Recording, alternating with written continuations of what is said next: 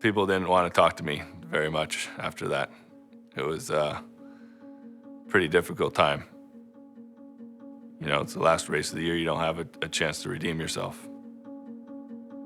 We lost the championship by 1 point, so I tried to not be too hard on myself, but yes, I am very hard on myself, especially, I mean, it's something that doesn't leave your mind very, very quickly. My failure? I almost failed out of high school twice. I had a really bad year where everything went wrong. Oh yeah, everybody makes mistakes. It broke all the bolts and the structure basically collapsed. Well, I made a formal apology.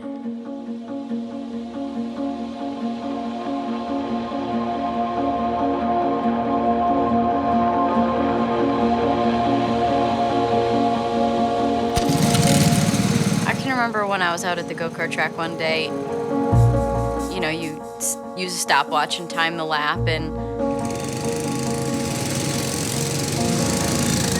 I remember I kept giving myself like 1 second less. Like, okay, was that 41 seconds that time? Was that 40 seconds that time to get around? I like to be able to see the improvement, and with racing, it's very obvious. You know, I can see the direct result of my effort. We're in Homestead, Florida. This is my first IndyCar race, then there was a crash. I don't remember anything, but the car was on fire and, you know.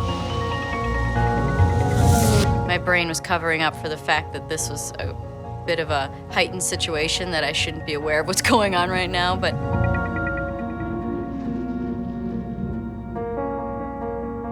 I woke up in the medical center and there was a bright light above me, and Father Bob is over here to the left, and I've got needles in my arm, and you know, it's, so that was probably the worst moment.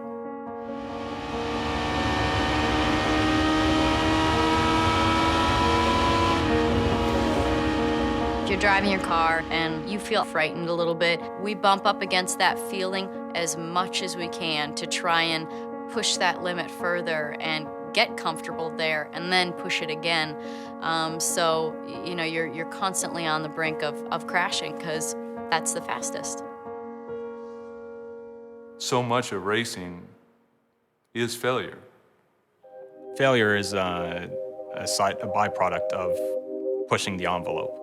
You push the envelope of performance until things fail. When you fail, it's not necessarily looked at as a bad thing, as long as you learn from it and make something positive out of it. Honda's not a car company. Of course, Honda started as a motorcycle company. More than anything, Honda's an engine company. From the president on down, throughout its history, it's been engineering-oriented. Engineers, for better or worse, always want to change things and advance. これはね、もう全てが本田宗一郎の要求そのものが全てそういうことになってます。ですから、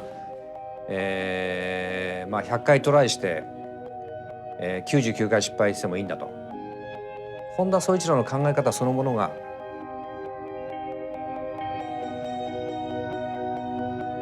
試行錯誤、失敗の連続で、その延長に何回も失敗するとその中に素晴らしい技術があるという。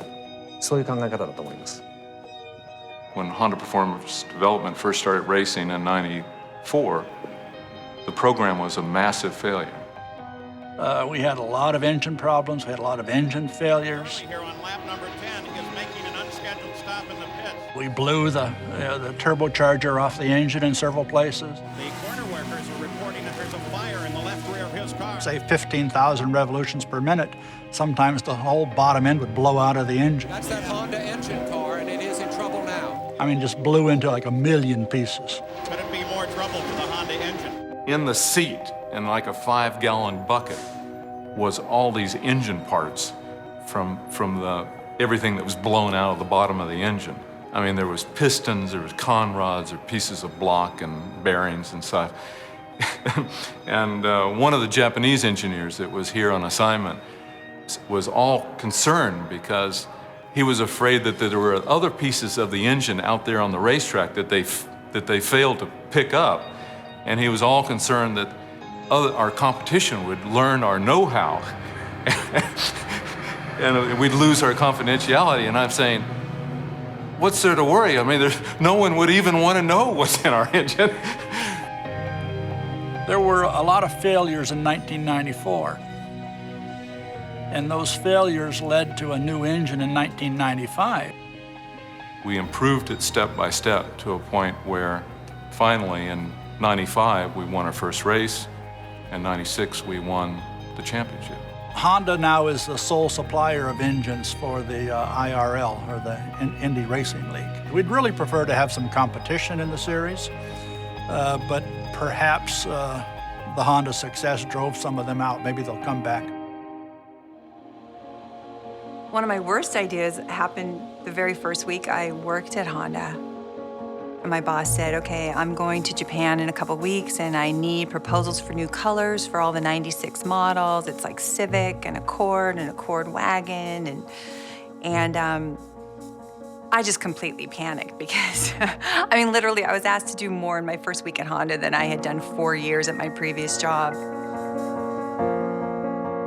I had been really wanting to do an orange car, really wanting to do orange. And decided, okay, 96 Civic, we're gonna do orange. Really without doing my homework completely, I proposed this color.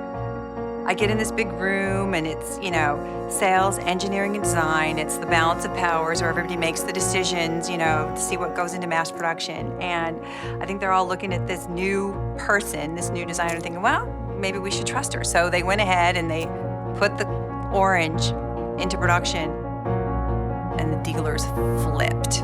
It's like, what is this hideous color? It's like, stop production of this immediately. That's okay, right? I mean, if you've got a boss that's telling you to take a chance, and if you make a mistake or fail, you know, just try not to do it again, and try to learn from that. You know, that's a good thing. I mean, you take chances. You know, I think everybody in that room understood they were taking a chance, but they were willing to take that chance.